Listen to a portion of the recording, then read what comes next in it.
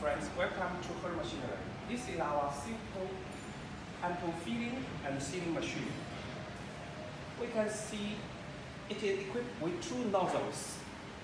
We have other models with 4, 6, even 8 nozzles.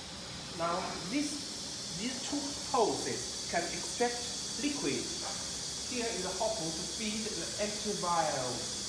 Now here to fill, here to seal, then here to collect the finished vials. This is a connection with the LSAG gas. Come here, please. Another 4 connections. Switch on and switch off. This is a connection with the oxygen. That's all for this simple machine. Thank you.